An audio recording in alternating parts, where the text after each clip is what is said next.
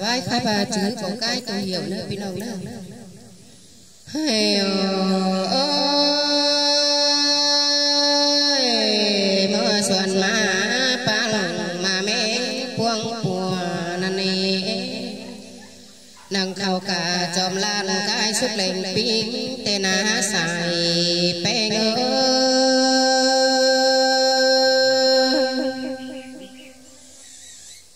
in to sa mà lại phen kềm mày tên á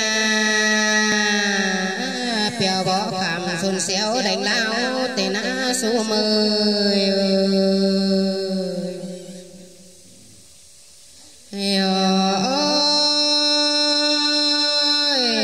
hôm lại bưng đón đánh rượt dao phưa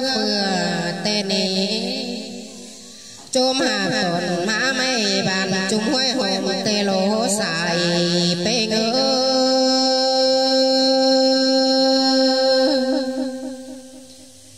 in to xí xếp phì bò cái lên dồn má nê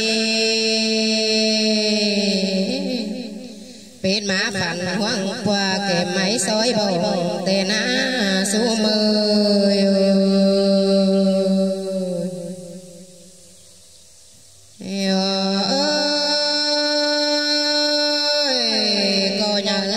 côn hàn cả kề hao nà bố hương tình chủ mơ cả ngọc quang bờ tên á xài bê ngơ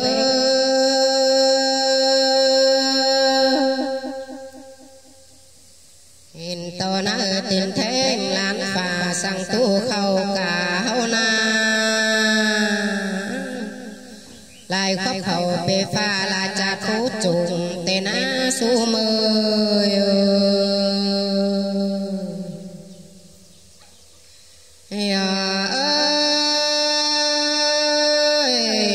to sức dày mà cút thùng cho đôn lam mày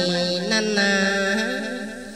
hình to bom bom mi sừng đền phân văn quốc xin biang năn nề ha bà cái nhưng mà hà chân cả kế tê lô xài pe ngơ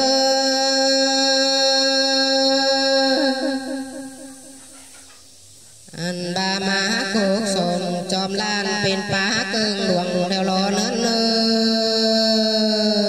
ơi mùa xuân mà bó khẩy hướng làng dồn tên á su mười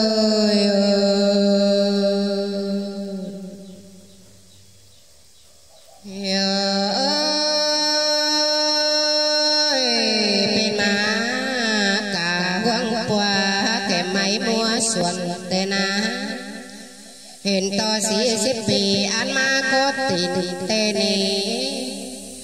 hà kể cả hàn mênh hà tầng to phán phàu nana su mơ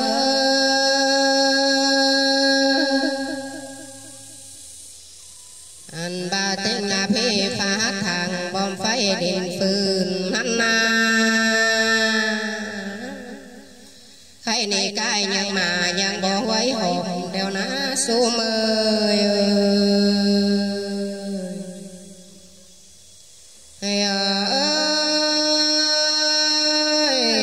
bà lại mấy bụng son trò làm lộn cưng nhá nó anh ba chờ giá dọn kinh tốn so bồng na sản xà kinh mà bàn bên mấy non bụng tàn